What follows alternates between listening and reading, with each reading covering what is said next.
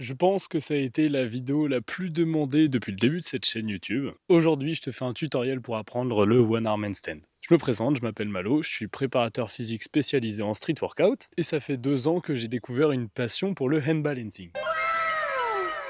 Comme d'hab, je vais te donner un maximum de valeur dans cette vidéo. Alors commence par la liker et je compte aussi sur toi pour la commenter parce que c'est ça qui donne du référencement à la vidéo et c'est ce qui me motive à te reproposer toujours plus de contenu avec plein de valeur dedans. Aujourd'hui, on va voir le One Arm Handstand sur le sol. Si toi, tu veux l'apprendre sur barre parallèle, sur canne ou sur un autre agrès, comme chez les magnifiques MX Bricks de chez MX Sport par exemple, je te rappelle, moins 10% avec le code MOULAX, c'est du fait main mon gars, made in Morlaix. Ne t'en fais pas, ce que tu vas apprendre dans cette vidéo te servira pour tous les agrès.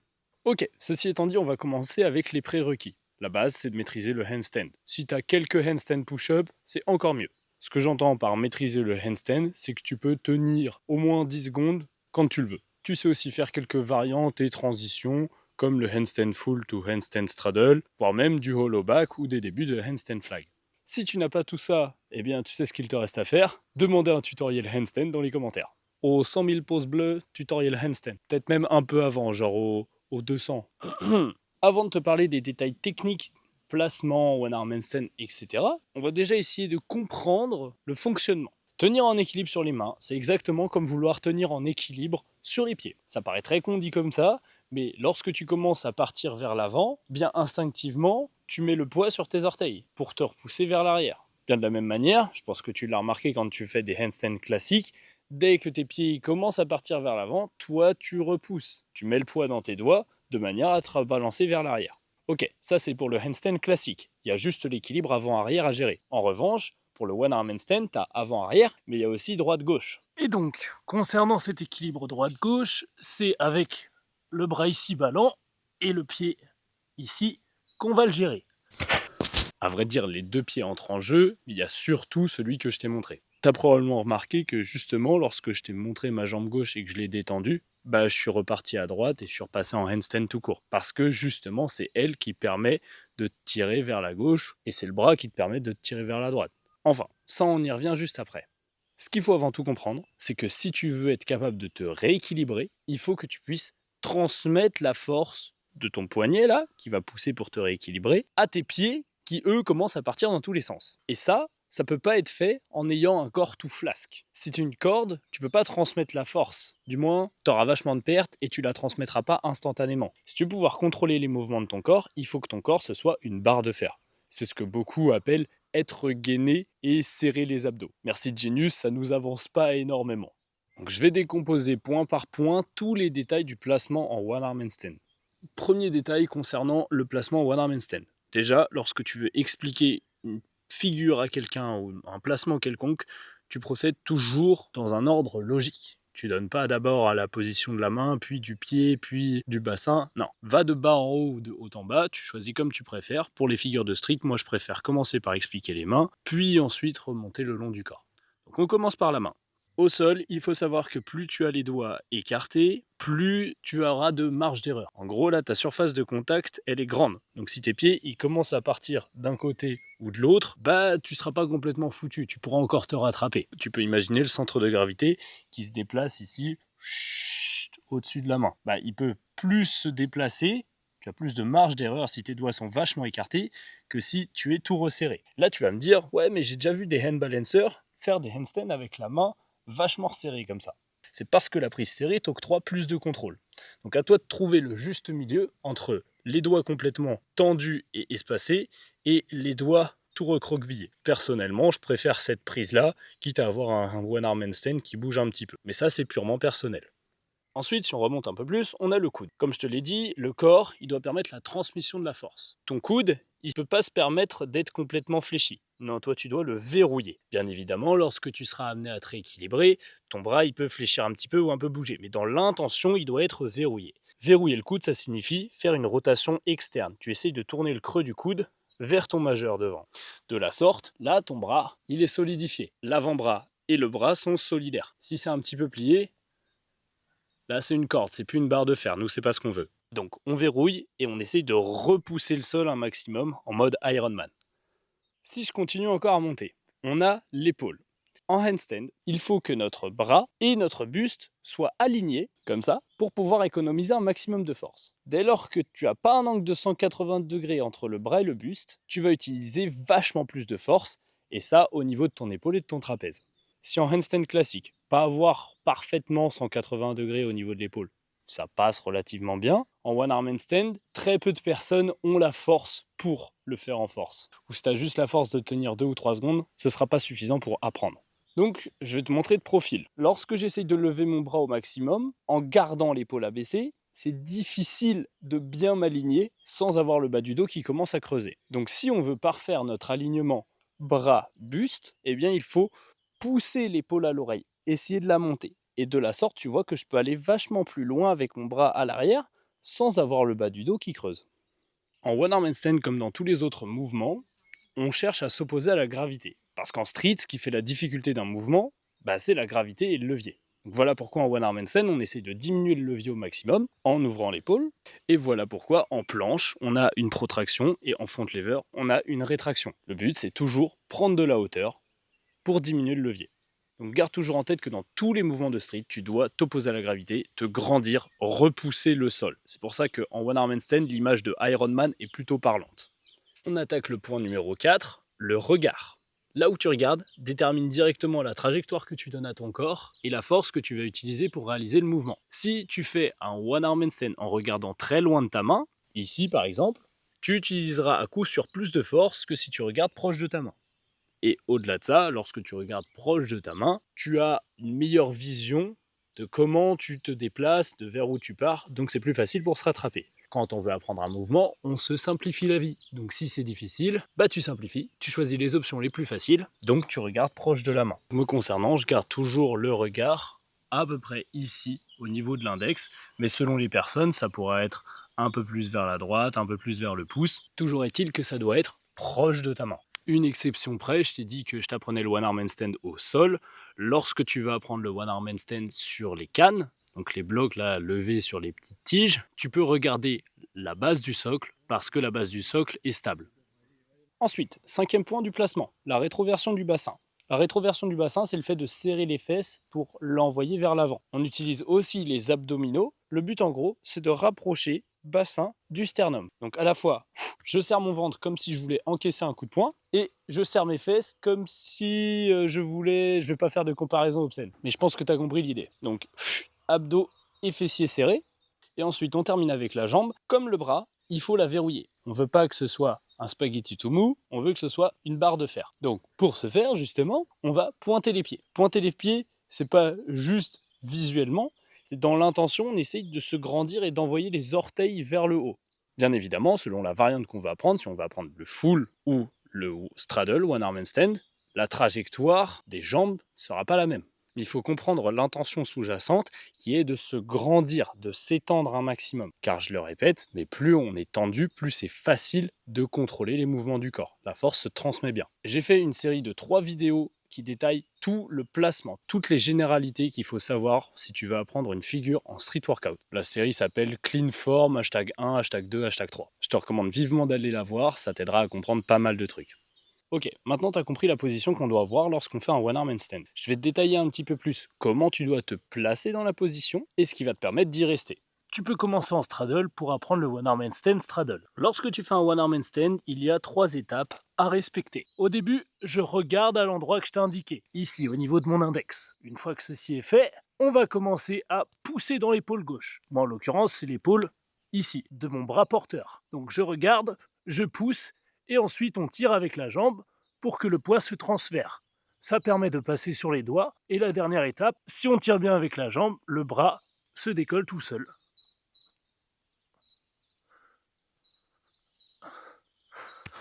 Comme je te l'ai dit, tu dois en permanence avoir l'intention de te grandir. Si cette intention est correcte, donc que tu repousses bien le sol en mode Ironman et que tu étends bien les pointes de pied dans leur direction respective, dans ces cas-là, tu auras déjà fait la majorité du travail.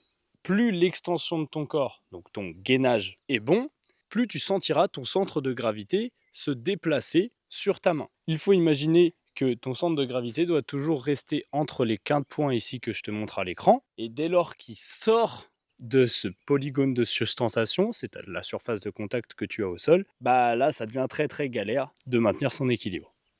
Je t'ai donc montré les 3 étapes par lesquelles passer lorsque tu veux te placer en one arm handstand. D'abord, tu changes le regard. Lorsque tu es en handstand classique, il est généralement entre les 2 mains, donc là, on le décale à côté de l'index. Ensuite, on pousse dans l'épaule pour se grandir et aussi pour ouvrir au maximum cette dernière. C'est souvent la phase avec laquelle ceux qui commencent ont le plus de difficultés parce qu'il manque un peu de force dans le trapèze pour élever l'épaule et parfois aussi un peu de souplesse. Puis la 3e étape, tu vas tirer avec ta jambe pour basculer le poids juste sur une main. Seulement, ça a l'air facile dit comme ça, mais tu vas pas y arriver du premier coup. Et peut-être pas du 100e coup non plus. Pourquoi ? Parce que tu vas faire des erreurs. Repérer des erreurs et trouver comment les corriger, c'est courant dans le quotidien d'un athlète, mais c'est déterminant dans la qualité d'un coach. Et comme je sais que beaucoup de personnes qui me suivent sont athlètes, coach ou projettent d'être coach, je vais te montrer une erreur parmi toutes celles qui sont courantes en one arm handstand et t'expliquer comment on la corrige, et tout ça en m'efforçant d'imager un maximum. Car oui, savoir repérer les lacunes c'est une chose, mais il faut aussi savoir les expliquer de la manière la plus parlante possible pour l'athlète que tu suis. Et au-delà de ça, il faut réussir à trouver les exercices correctifs ou les méthodes qui correspondent à son profil à lui. Tu apprécies la valeur du contenu gratuit que je propose ? Alors imagine un petit peu la valeur de mon contenu payant. J'ai récemment diversifié mes offres de coaching. Tu peux réserver un appel gratuit de 20 minutes avec moi avec le premier lien dans la description de cette vidéo. On pourra discuter des problèmes que tu rencontres et des solutions que je peux t'apporter selon ton budget. Bien, ceci étant dit, place à l'erreur. J'ai choisi de te présenter cette erreur parce que c'est probablement la plus répandue parmi toutes les personnes qui font du one arm handstand. J'ai nommé le « je lève la main trop vite ». Cette erreur est super répandue parce qu'on est tous impatients. On veut avoir le one arm handstand. Donc dès qu'on a la sensation de pouvoir décoller une main, on le fait. C'est une erreur parce que si le handstand classique demande déjà beaucoup de réactivité et de précision, le one arm handstand c'est 4 fois pire.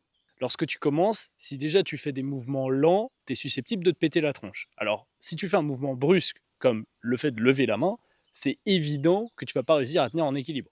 Au-delà de ça, je rappelle que c'est un mouvement d'équilibre. C'est-à-dire que le poids que tu as à gauche et le poids que tu as à droite doivent être équilibrés. Sinon, tu vas tourner et te péter la tronche.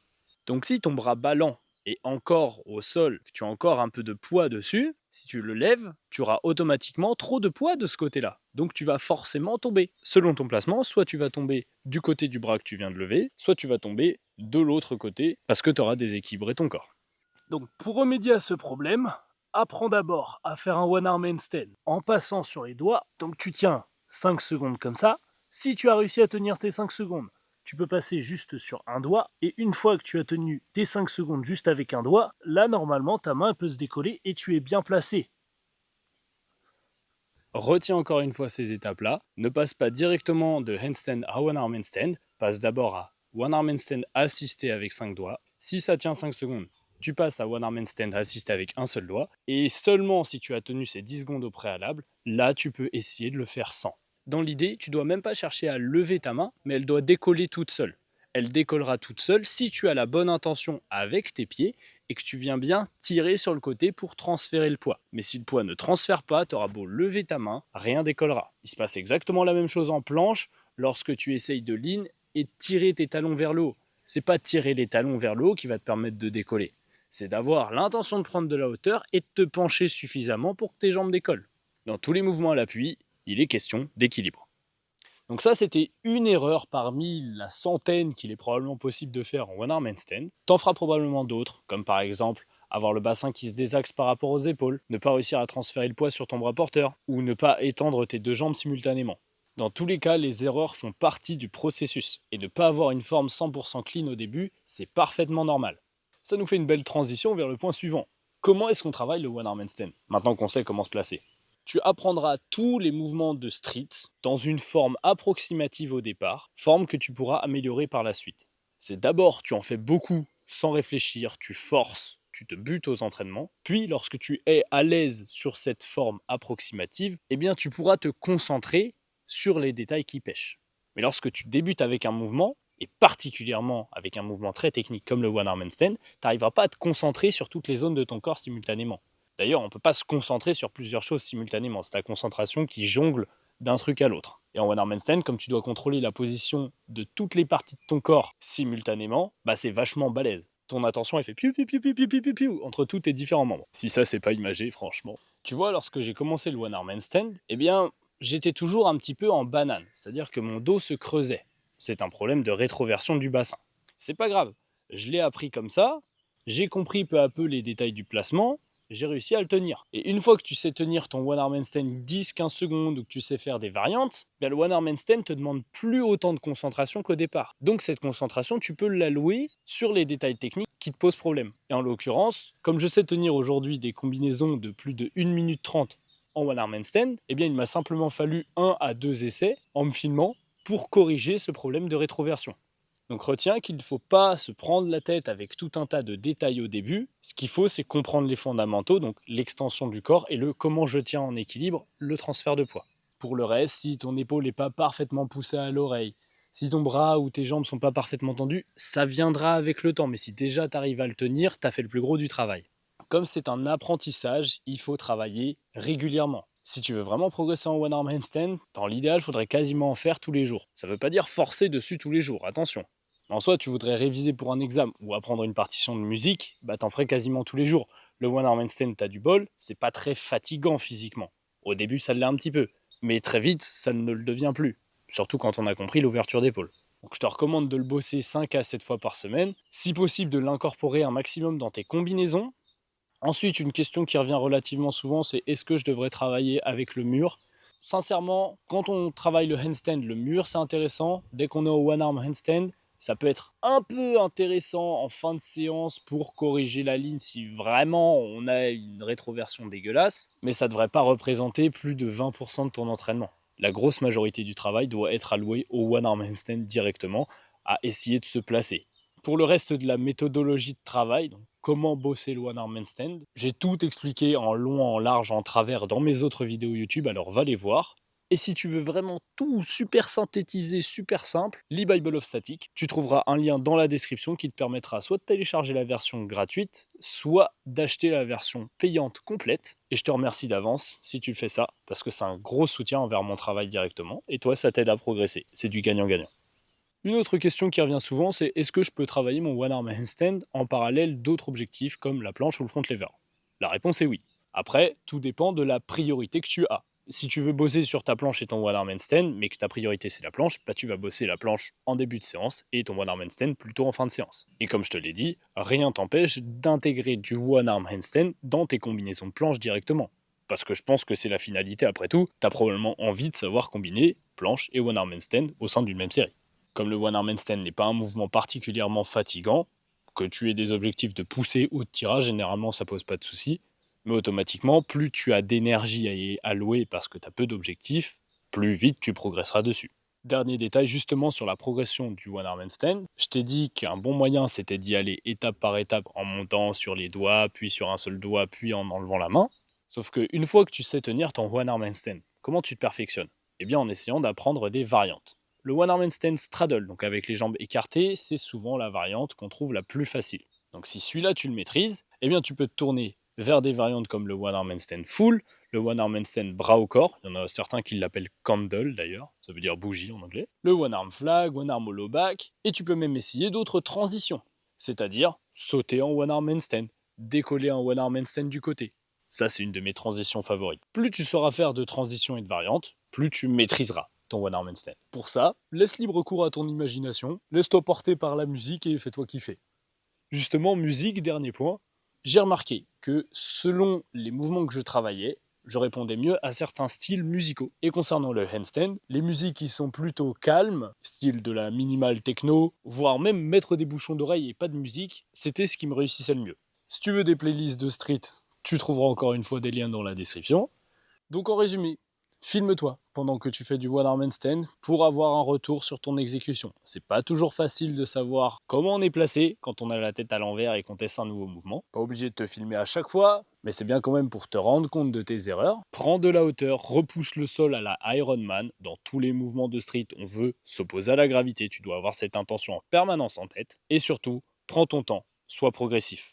Le one arm handstand, c'est un mouvement d'équilibre, c'est pas de la chance. Si tu lèves juste ton bras, tu tiendras pas en équilibre. Ça demande un réajustement perpétuel de ta part. Voilà, j'espère que ce tutoriel t'a plu et que tu as appris un max de trucs qui te serviront dans tes entraînements.